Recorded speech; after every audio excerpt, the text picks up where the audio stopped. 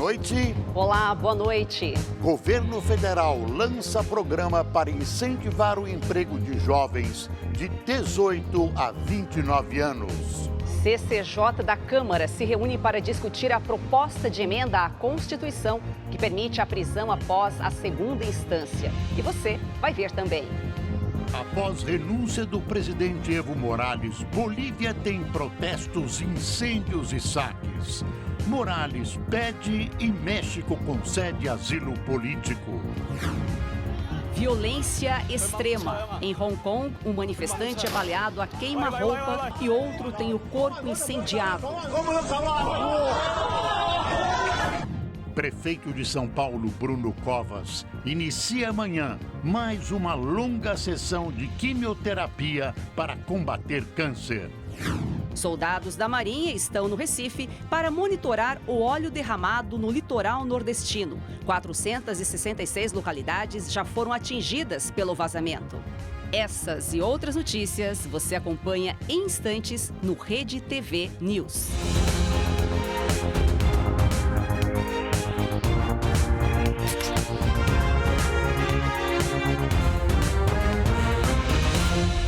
O governo federal lançou o programa Verde Amarelo, destinado a incentivar o emprego de jovens de 18 a 29 anos de idade. Nós vamos ao vivo a Brasília conversar com a repórter Renata Teodoro, que acompanhou a cerimônia. Boa noite, Renata. Como é que esse programa vai funcionar?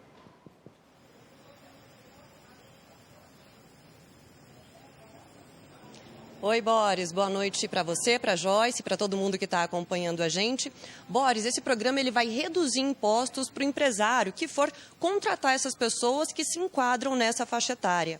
E aí, com isso, o valor das contratações pode cair em até 32%. Os empregadores não precisarão, por exemplo, pagar a contribuição patronal para o INSS, as alíquotas do Sistema S e do salário educação também. Já em relação à faixa salarial, o governo estipulou o seguinte: a medida valerá apenas para remunerações de até um salário mínimo e meio e apenas também para novos contratos de trabalho com prazo de contratação de 2 anos. A expectativa do governo é gerar 4 milhões de empregos nos próximos 3 anos. E mais cedo, o presidente Jair Bolsonaro esteve na Paraíba. Vamos ver na reportagem.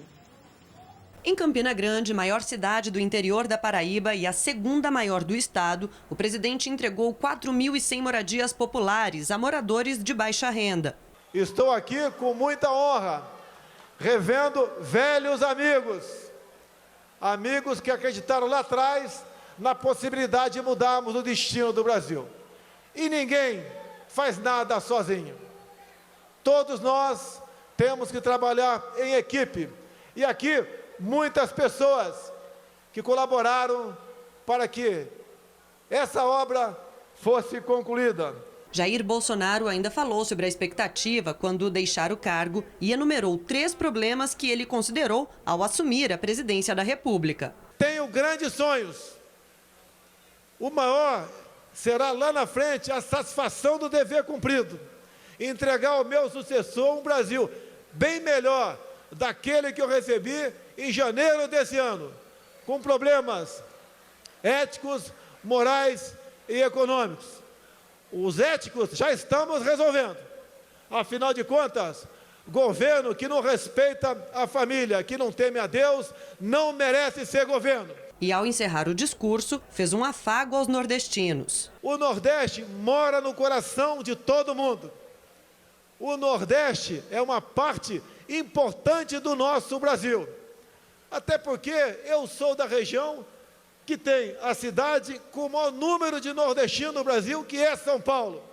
Não tem como falar em qualquer lugar do Brasil sobre o nosso futuro sem falar em vocês, nordestinos, cabra das pestes. E amanhã, no Palácio do Planalto, Jair Bolsonaro deve se reunir com deputados do partido dele, o PSL.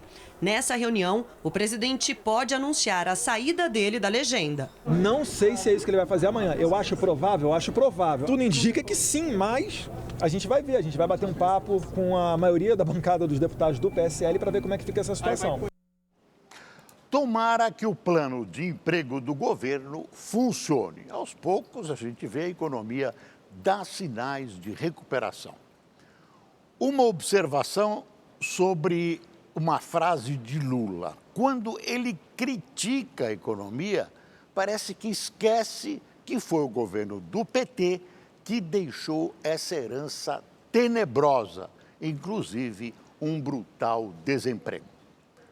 Vamos falar da mudança de partido. Bolsonaro ligou-se ao PSL como um porto seguro para sua campanha eleitoral. O partido cresceu no rastro da candidatura de Bolsonaro, mas acabou se transformando num saco de gatos. Não vou falar de culpas, mas o governo não conseguiu a fidelidade do partido. Agora resolveu criar outro partido, mas o problema é o dinheiro. Se não conseguir trazer o dinheiro oficial junto com parlamentares do PSL que o acompanharão, fala-se em adotar o sistema adotado pelo Partido Novo, com vaquinhas, internet, etc. Os detalhes, que ainda estão sendo discutidos, deveremos conhecer amanhã. Provocados pelo Supremo Tribunal Federal, vários parlamentares prometeram dar andamento à proposta de emenda à Constituição que permite a prisão após a condenação em segunda instância. Mas a primeira tentativa mostrou que não vai ser tão fácil. A reunião da Comissão de Constituição e Justiça da Câmara, convocada para discutir a prisão após condenação em segunda instância, estava marcada para 14h e precisava de 34 deputados presentes para começar. Mais 2h25 e nada, 3h30 e apenas metade das presenças necessárias. A dificuldade de completar o quórum durou a tarde inteira. O relatório pela admissibilidade da proposta já havia sido apresentado na CCJ e, depois que ele for aprovado, o texto segue para uma comissão especial que vai discutir o mérito. Após isso, a matéria ainda precisa ser votada em 2 turnos no plenário. Se nós conseguirmos concluir rapidamente esse processo de admissibilidade, a comissão especial pode ser formada ainda esse ano. E aí nós teremos a celeridade suficiente para poder, no início do ano que vem, estar concluindo a comissão especial e trazendo para o plenário esse debate, que hoje não é um debate único, é um debate de toda a sociedade. Mas as dificuldades não têm prazo para acabar. A oposição promete obstruir sempre que a PEC for pautada. Além disso, pelo menos um partido, o PL, pode mudar integrantes da CCJ e colocar no lugar membros que sejam contrários à prisão após condenação em segunda instância, ou seja, reforço para dificultar as reuniões. As trocas fazem parte de uma oposição velada ao texto. Nos bastidores, vários deputados são contrários à proposta porque respondem a processos e podem se beneficiar da postergação das punições. Mas nós conhecemos o regimento e, sobretudo, conhecemos a Constituição. Essa regra tem mais de 30 anos existindo no Brasil e agora estão tentando trocar como manobra política. O clamor das ruas está sendo ouvido e nada mais justo, porque nós somos realmente todo o poder emana do povo e nós somos os representantes do povo. Em outra frente, numa tentativa de pressionar pela votação do texto, partidos como o Novo e Cidadania anunciaram que vão obstruir qualquer votação no plenário até que se vote a PEC. A estratégia foi repudiada pelo filho do presidente Jair Bolsonaro e líder do PSL, Eduardo Bolsonaro. Para fazer obstrução para um projeto que sabe-se lá quando a gente vai conseguir colocar em plenário, só significa atrasar as pautas do país. Uma nova reunião da comissão está marcada para amanhã. A CCJ do Senado também deve dar andamento ao assunto, mas a próxima reunião ainda não foi marcada. Também nesta terça-feira, o PSDB vai tomar uma decisão sobre o apoio ou não à prisão após condenação em segunda instância. Essa é uma decisão do partido, do PSDB. Amanhã haverá uma reunião dos deputados federais em Brasília para, junto com Bruno Araújo, tomar essa decisão. É importante que ela tenha respaldo jurídico e respaldo constitucional, para que ela seja um acerto e não um equívoco. É muito difícil o Congresso aprovar a prisão na segunda instância. Há muitos parlamentares sofrendo processos e outros tomando cuidados com o futuro. Só uma pressão popular muito forte, com movimento nas ruas, poderá reverter essa situação. O governo anunciou hoje que vai extinguir o DPVAT, seguro obrigatório, que indeniza vítimas de trânsito, e isso a partir do dia 1º de janeiro, via uma medida provisória. Para o Ministério da Economia, essa é uma forma de evitar fraudes e amenizar ou eliminar custos de supervisão do seguro pelo setor público. Os sinistros ocorridos até 31 de dezembro ainda serão cobertos. A seguradora Líder, atual gestora do DPVAT, continuará responsável pelos procedimentos de cobertura até 31 de dezembro de 2025.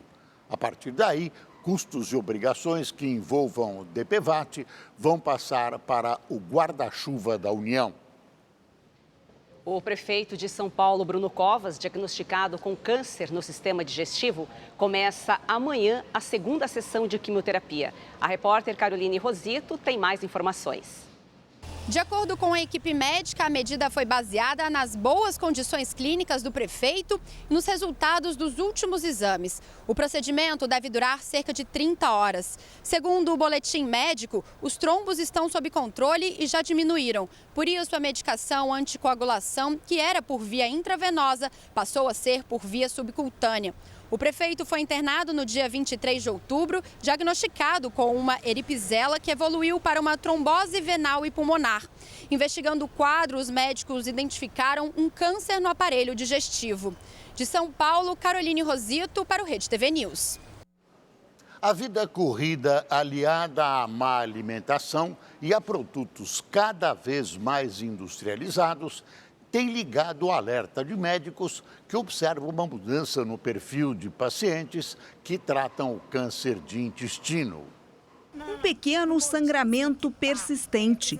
Este foi o sinal de alerta que fez a Simone procurar um especialista e descobrir um câncer no intestino com apenas 39 anos. Eu tinha um sangramento que eu fui me sabotando com ele e associando isso a outras condições. O susto é muito grande, dá um breque na vida da gente, né? A doença já estava bem avançada e a Simone, além de sessões de quimioterapia e radioterapia, precisou fazer uma cirurgia para retirar o tumor. Hoje, depois de 5 anos, de tratamento, químio, rádio, cirurgias, estou curtindo aí a fase de alta médica, alta clínica e cura do tratamento. O câncer de intestino é silencioso e o terceiro mais comum entre os brasileiros. De acordo com o INCA, o Instituto Nacional do Câncer, até o final deste ano, quase 40 mil novos casos serão diagnosticados no país. A pessoa geralmente não sente nada, porque ele se inicia de um pólipo. E esse pólipo vai crescendo silenciosamente dentro do intestino.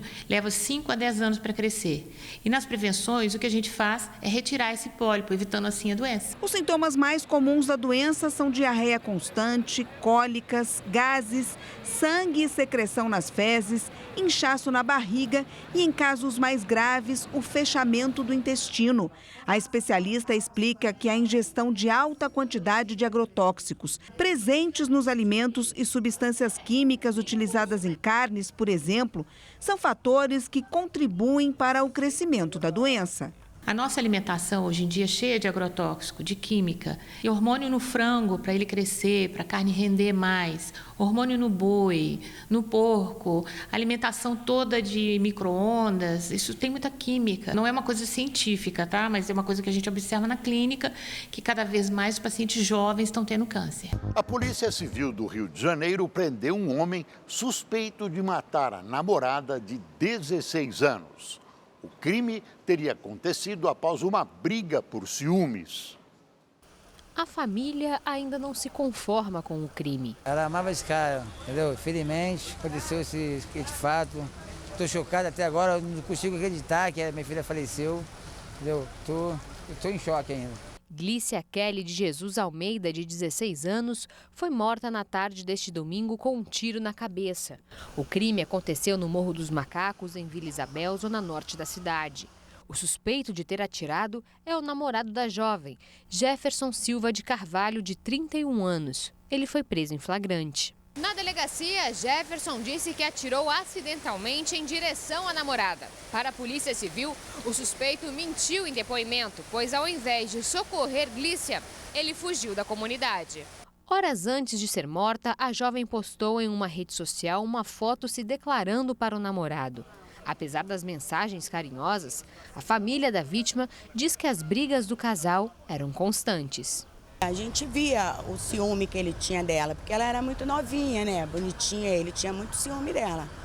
Mas que ele batia, a gente não tinha conhecimento, até mesmo porque a gente não ia deixar. De acordo com a Polícia Civil, Jefferson já foi preso 2 vezes por porte de drogas e furto.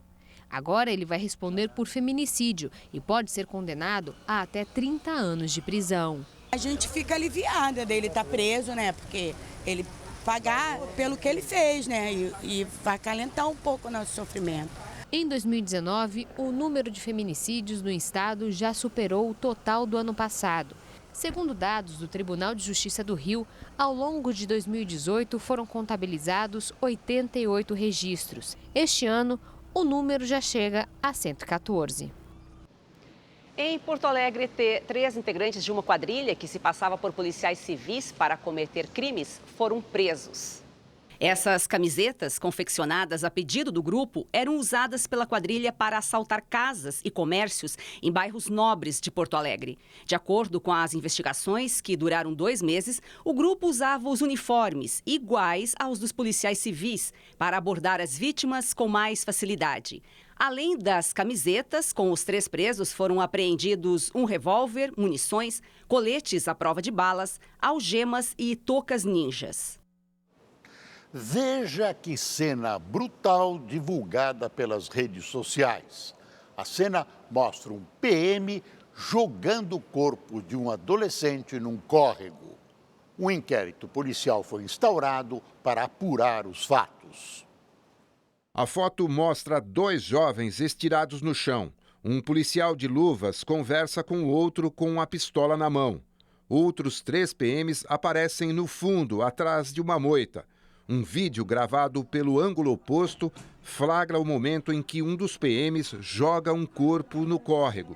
O caso aconteceu neste final de semana numa comunidade de São Vicente, no litoral de São Paulo, onde uma operação da PM deixou 4 adolescentes mortos e um ferido.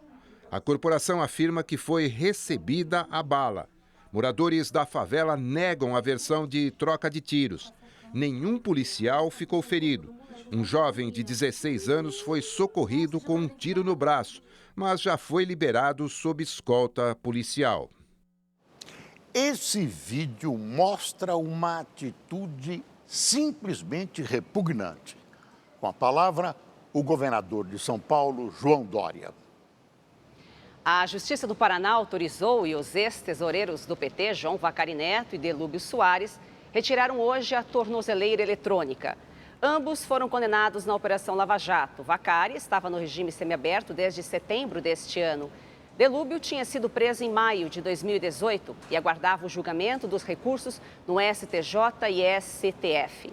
As decisões tiveram como base a mudança de entendimento do STF sobre a prisão em segunda instância. Fuzileiros navais já estão no Recife para monitorar o óleo derramado no litoral nordestino. Até agora, 466 localidades foram atingidas pelo produto. Os navios da Marinha atracaram em Suape, a 40 quilômetros do Recife, neste domingo. 700 fuzileiros navais integram a Operação Amazônia Azul Mar Limpo é Vida, cujo objetivo é reforçar o combate às manchas de óleo que atingem a costa brasileira há 2 meses. Aqui em Pernambuco vão funcionar 2 bases, uma em Suape e outra na praia de Tamandaré, também no litoral sul do estado. As equipes vão monitorar principalmente manguezais, estuários e arrecifes que foram contaminados pelo petróleo. Um relatório do governo pernambucano informa que os resultados dos testes para detectar a presença de hidrocarbonetos, componentes do petróleo, e de substâncias como benzeno, tolueno, etilobenzeno e xileno deram negativos. Por isso, as 16 praias do litoral do estado, atingidas pelas manchas de óleo, estão liberadas para o banho. Em uma entrevista coletiva, um representante da Marinha falou sobre a diminuição das manchas de óleo. As recentes ocorrências, elas dizem respeito a vestígios, ou seja, nós não estamos mais encontrando nas praias as grandes manchas de óleo. Fragmentos das manchas de petróleo já foram encontrados em praias de 3 municípios do Espírito Santo. Embora pequenos, autoridades estaduais estão mobilizadas para evitar o pior. O material dentro da embalagem é óleo. O produto foi encontrado por pescadores na praia de Barra Nova, em São Mateus, litoral norte do Espírito Santo. E aquilo que está chegando até agora no estado do Espírito Santo, deste óleo, já chegou de forma mais amena, quando comparado com outras regiões do Nordeste. Mas nós aqui nos preparamos, já tem quase um mês de preparação. O material já foi encontrado em 5 praias das cidades de Conceição da Barra, São Mateus e Linhares. Um navio da Marinha está atracado no litoral norte do estado para auxiliar no monitoramento. Até o momento, não foram encontradas grandes manchas no mar.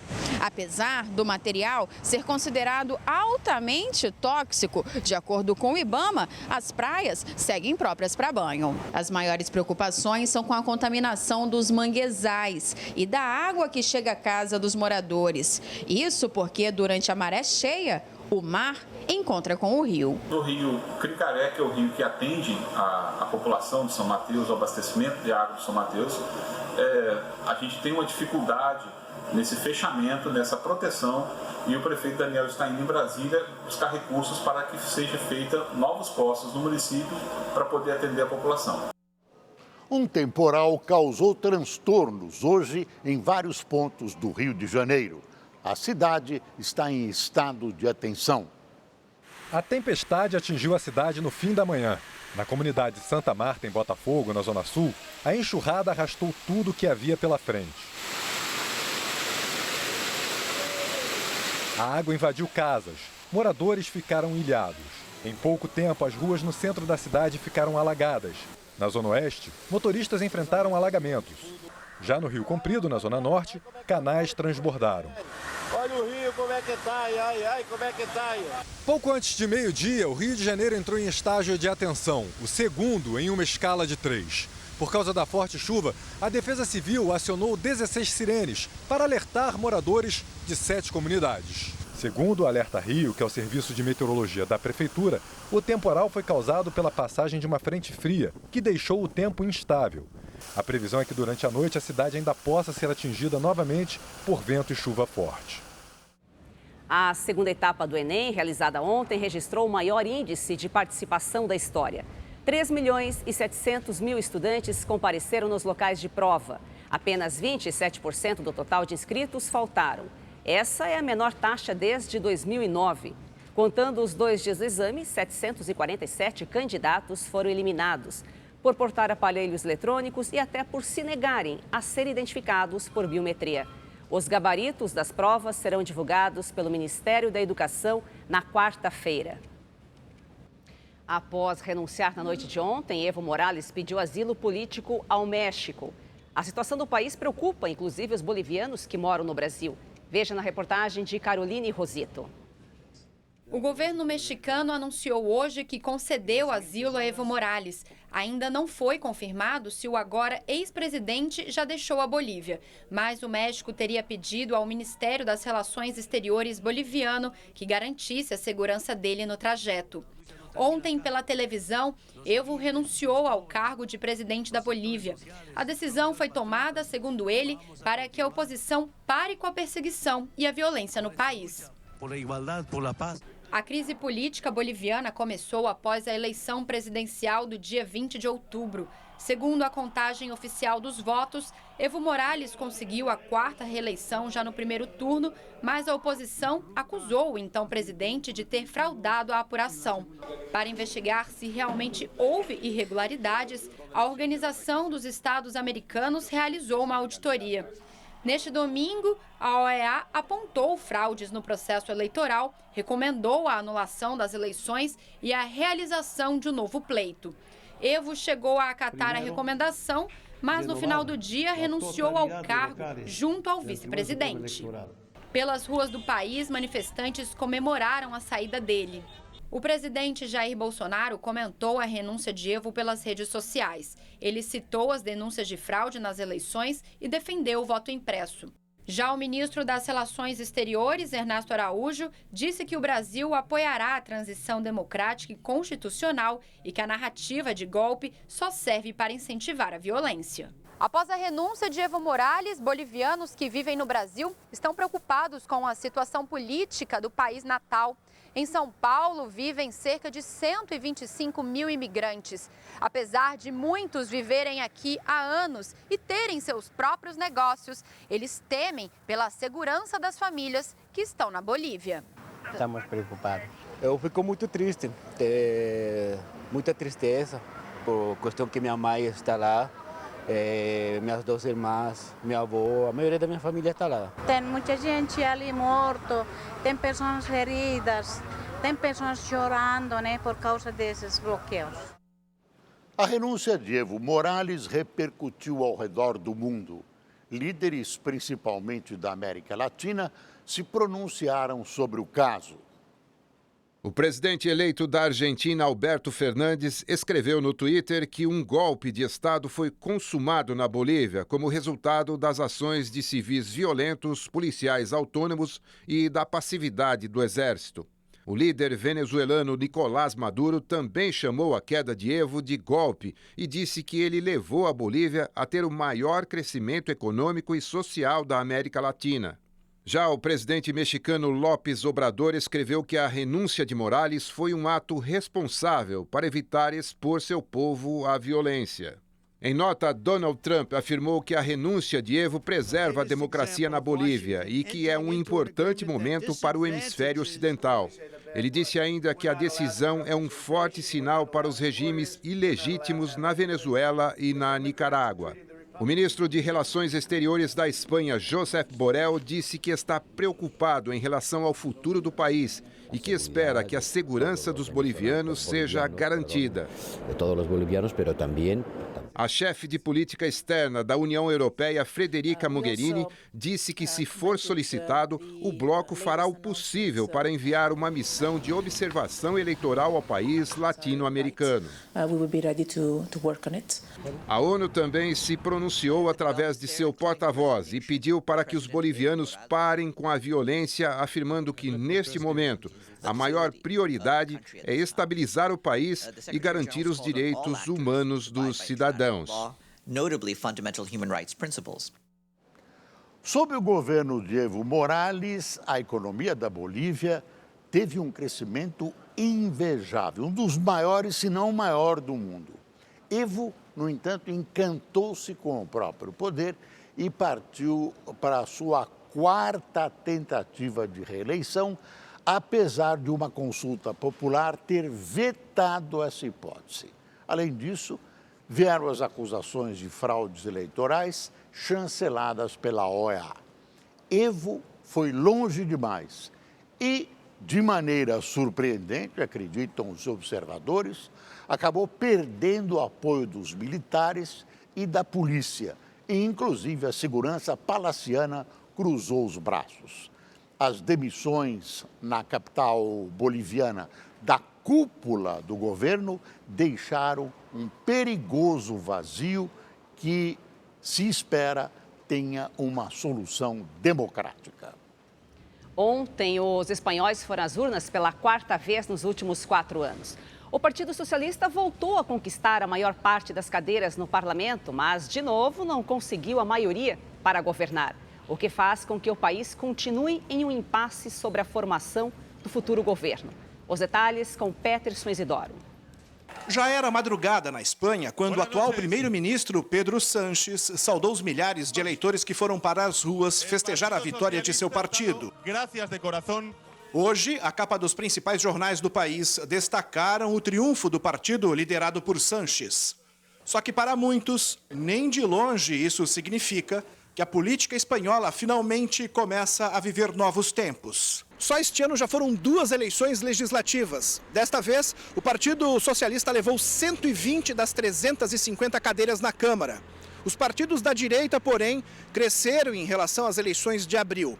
Mas como não houve maioria absoluta nem do bloco da esquerda e nem do bloco da direita, o primeiro-ministro Pedro Sánchez precisa novamente fazer alianças. O conservador Partido Popular foi o segundo mais votado, passando de 66 para 88 deputados eleitos. A grande surpresa, no entanto, foi o partido de extrema-direita, que mais que duplicou seus representantes e agora conta com 54 cadeiras no parlamento espanhol. O importante é que Vox é um partido que está detectando. Sánchez havia convocado novas eleições, apostando que poderia fortalecer a base no parlamento, mas passou a ser criticado justamente pelos outros partidos de esquerda, que o acusam de ter dado chance para a extrema-direita ganhar espaço. Líderes extremistas são contra a imigração e a favor da separação da Catalunha do resto do país. Nos próximos meses, o primeiro-ministro Pedro Sánchez terá a dura tarefa de convencer os próprios aliados que suas propostas podem trazer de volta a tão esperada estabilidade política e econômica para a 4ª maior potência do bloco europeu. E mais, acabar de vez com a desconfiança que hoje toma conta de boa parte dos espanhóis. Peterson Isidório, de Lisboa, para o Rede TV News. O Peterson mostrou o avanço da extrema-direita na Espanha, como acontece em grande parte da Europa. É isso que chama a atenção, porque não se imaginava que isso poderia ocorrer nessa eleição espanhola e aconteceu. O Chile anunciou que iniciará um processo de elaboração de uma nova Constituição. A formação de uma nova Constituição é uma das principais exigências dos manifestantes que sacodem o país há mais de 3 semanas. O ministro do Interior, Gonzalo Blumel, disse após uma reunião com o presidente Sebastián Piñera que o governo pretende discutir o futuro texto no Congresso. A ideia é submetê-lo a um referendo popular quando estiver pronto. A Constituição atual ainda é herança da ditadura sangrenta do general Augusto Pinochet, que governou o país após um golpe de Estado de 1973 a 1990. Os protestos já deixaram 20 mortos, centenas de feridos e dezenas de presos. A situação é cada vez mais crítica em Hong Kong. A cidade entrou no 6º mês de protestos com atos violentos. Os detalhes com o correspondente Marcelo Espíndola. O manifestante de branco não teve medo da arma apontada e agarra o policial. Em seguida, o agente atira a queima-roupa em outro jovem e depois dispara mais 2 vezes.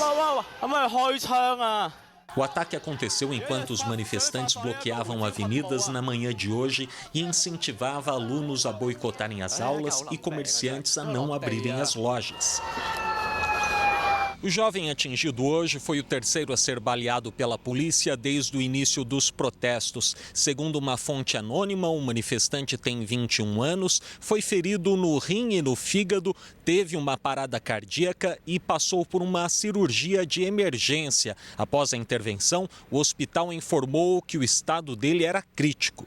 Outro episódio que deixou uma pessoa em estado grave aconteceu em uma passarela. Este chinês pró-Pequim de verde discutiu com os manifestantes pró-democracia. De repente, um homem mascarado joga um líquido inflamável e ateia fogo nele.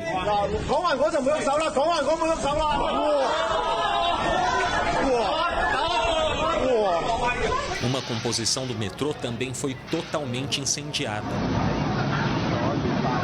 Barricadas foram levantadas para bloquear avenidas em vários pontos da cidade. Este motorista foi espancado pelos manifestantes ao tentar desmanchar o bloqueio.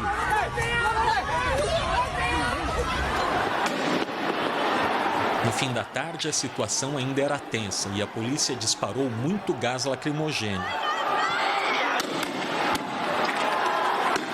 Um policial foi flagrado avançando com a moto para cima dos manifestantes.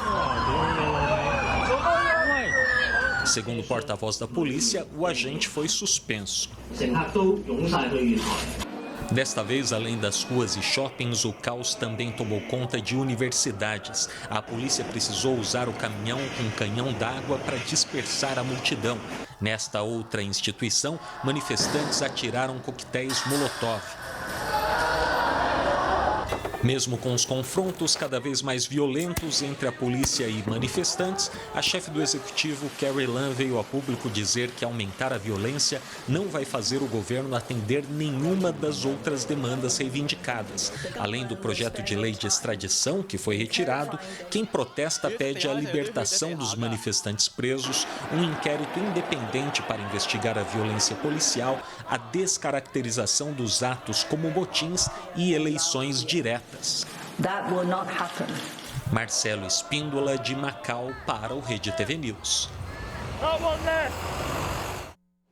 No Iraque, ao menos 4 manifestantes morreram e 12 ficaram feridos em confrontos com as forças de segurança em Bagdá.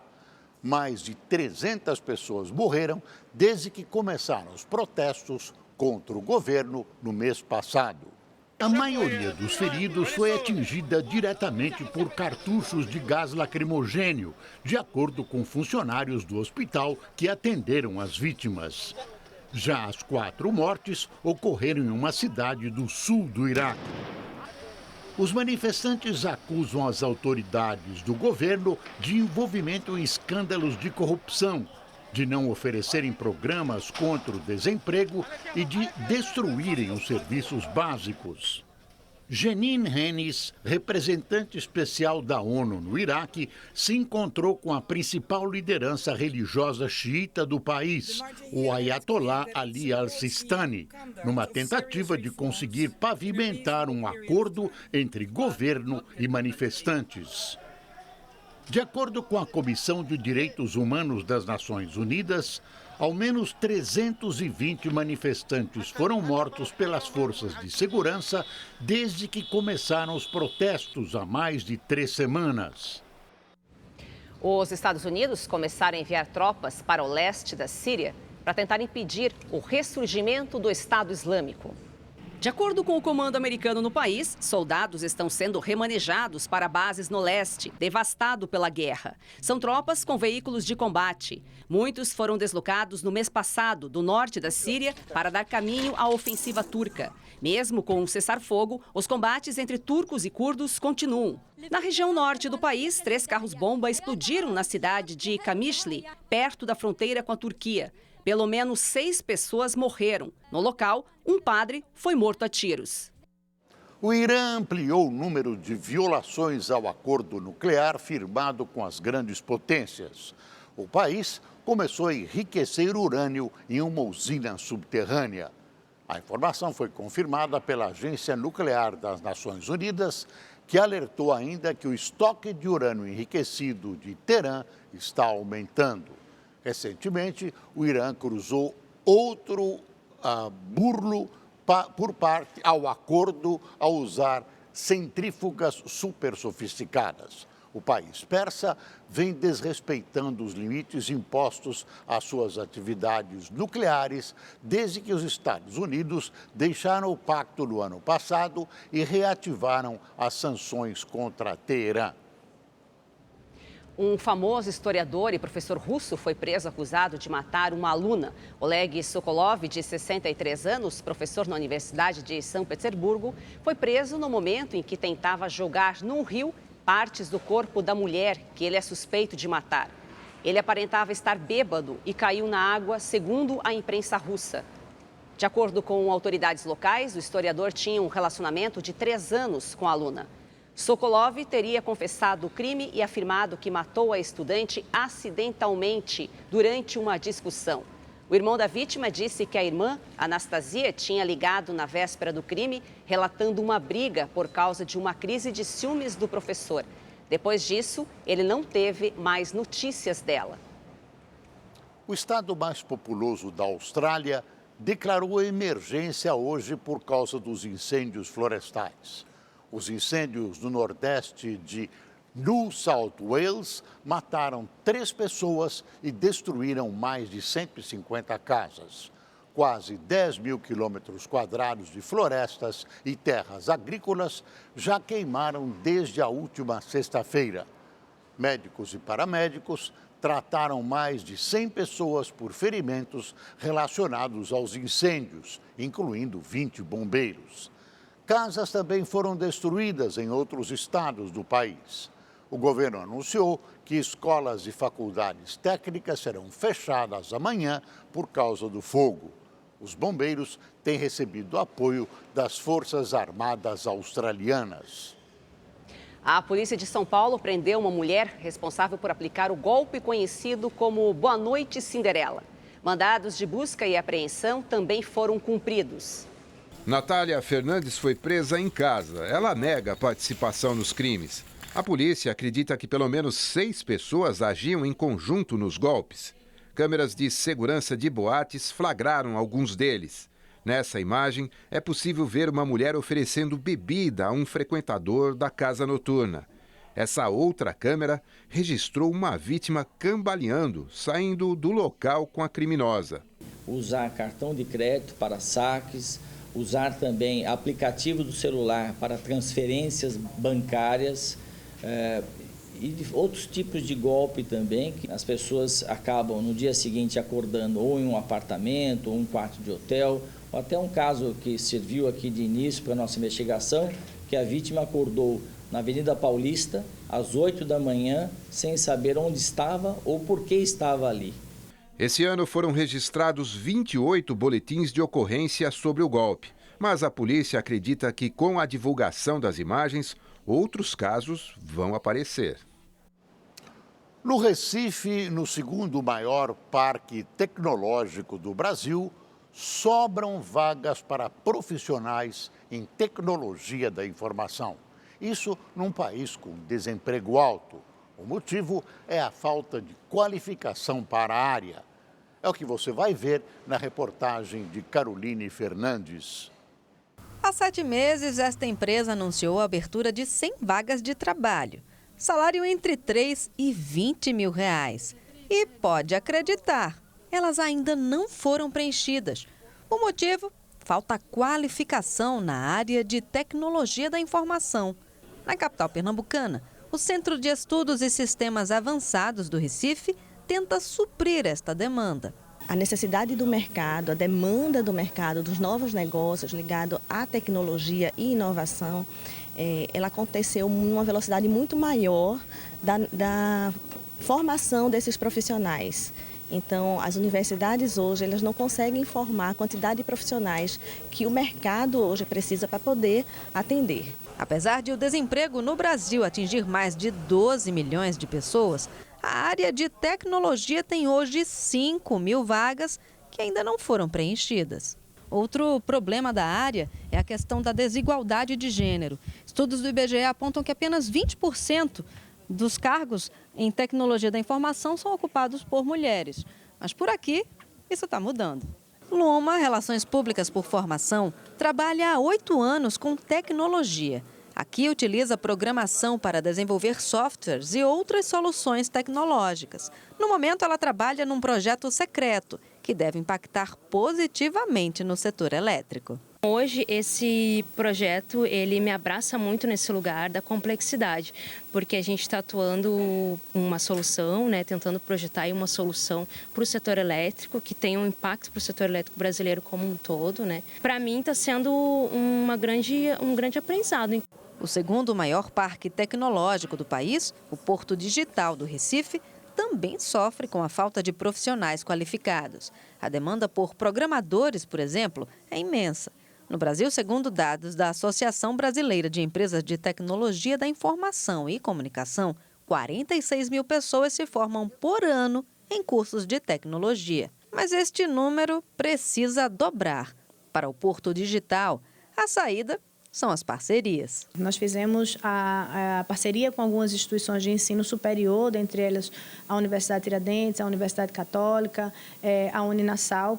E aí os empresários do parque se envolveram no processo de formação, construíram a matriz curricular e a ideia é que esses estudantes estejam imersos nessas empresas desde o primeiro momento, para que garanta a empregabilidade. O nosso diferencial é a empregabilidade. O Rede TV News fica por aqui. Uma boa noite. Boa noite.